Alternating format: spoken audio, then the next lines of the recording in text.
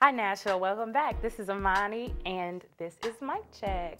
Today I am with Nashville's premier dog trainer, Guy Morrow. It's nice to meet you. Nice to meet you, Amani. So how did you get involved with training dogs? Actually, it's my gift. Ever since I was a little child, my mother said I would take a string and put it around my teddy bears and drag them around. Really? Yes.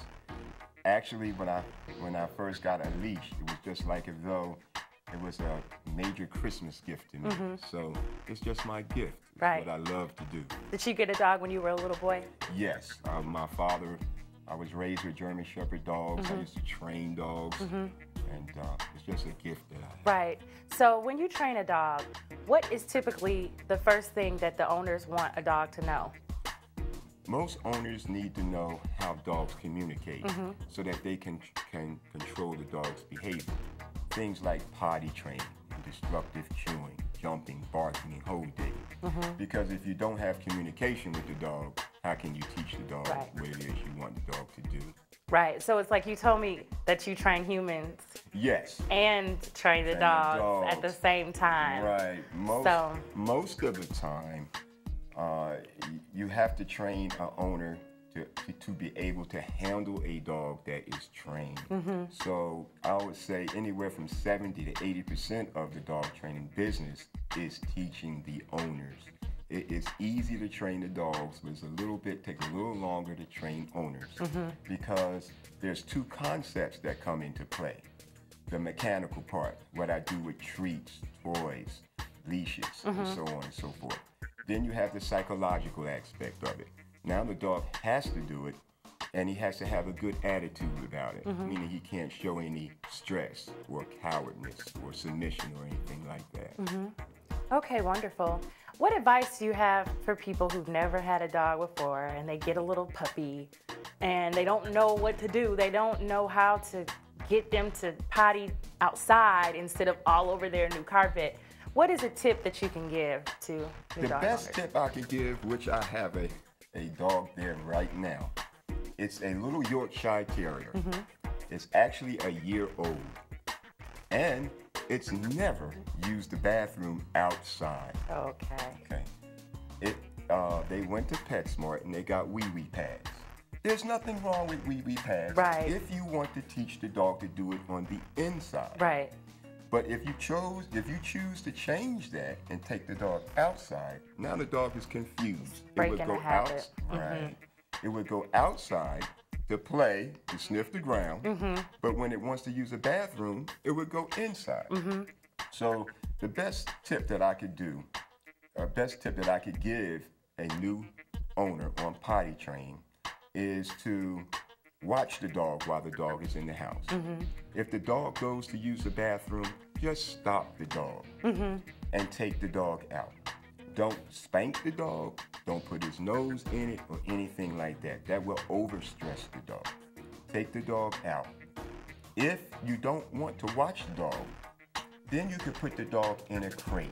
Okay. Because if the dog uses the bathroom in the crate, Amani, you're not teaching the dog to do it outside. Let me Right. say that one more time.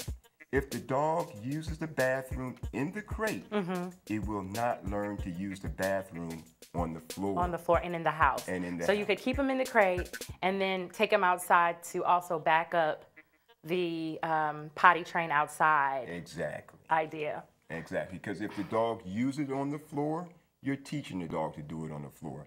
If you buy wee-wee pads, you're teaching the dog to do it on the floor. If you put newspaper down, you're teaching the dog to do it on the floor. And a dog that is about 6 months old can hold it in the crate anywhere from 8 to 12 hours. So that when you come home from work, the dog hadn't used it and you can take the dog outside. Okay. And preferably take the dog to the same spot. That spot where you take the dog, you shouldn't feed the dog there, you shouldn't play with the dog there. It should be just his potty spot so that he would know exactly why you're going to that spot. And you can put a command behind it, like do your business or potty or TT or what have you, and the dog will learn. What about using food as a mechanism for rewarding the dog? How do you feel about treats, or what are some of the other ways that you can reward dogs for good behavior and punish them for bad? Okay. Well, let me say it like this. There's 3 phases of dog training. Most people can teach their dog to do something. That means that at home, the dog will sit. But then when you have company, he won't sit. Right. So now there's the second phase you have to take your dog through. It's the correcting phase. Now he must learn to do it whether he wants to or not. But let me emphasize, during the correcting phase, the dog should not show any stress, meaning that he should sit, but not act like as though he doesn't like to sit. Then you want to test it.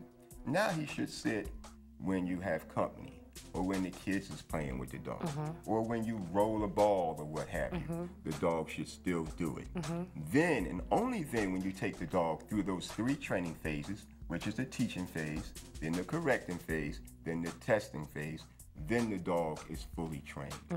And treats during the teaching phase is very motivating, because if the dog learns that he's getting something out of it, he will learn faster. Of course. But during the correcting phase, you don't no longer need the treat, because he already know what it is that you want them to do. That he wants them to do. So when is it a good time to start teaching a dog tricks? Do they learn how to potty first and then go into teaching tricks, or is it all when they're young, you teaching them how to potty and to do tricks, or how does it work? Okay. You're training your dog the day you bring him home, whether you're doing the right thing or the wrong thing. For example, if you're going to have a house dog, you need to have a training program designed for potty training, which we just talked about, or destructive chewing, or jumping, or whatever behavior problem the dog may have. And so you're teaching the dog the time that you bring the dog in. The basic obedience, which is more like controlled obedience, which is to sit, lay down, stay, come, and walk on the leash. You can do that as early as 8 to 10 weeks old. Okay. And it's easier for me to teach a client when the dog is young than when the dog is older. Because the dog, when it's 8 or 10 weeks old, the dog and the owner can train at the same pace. After about 12 weeks, the dog's training pace is faster than the human. Okay. So you can teach an older dog new tricks, you just can't teach their master that fast. Well, not quite. You can teach an older dog new tricks. When people ask me about that, they have a 9-year-old dog and they say, well, it's too late to train my dog because he's 9 years old. Not necessarily. That's the same as saying that an older person can't learn to read. Right. You can always learn to read at a later age. Right. So tell me about the work you've done in the theater with dogs. Okay. Back in 1997, I had trained a dog for Annie. And during this production, I had to train the dog to go to Annie and to stay with Annie and to lay down and act like as though it was playing dead. So the dog was in the play, and as you know, plays are live. So you had to be there, and the dog had to be trained impeccably in order to follow those orders while the action is going. Right. I was behind stage giving the dog hand signals, which I will demonstrate a little later on some little small hand signals that I can do to train the dog. Actually, I found the dog that I used for Annie. I was walking a dog, and my dog looked behind me, and this was this little dog.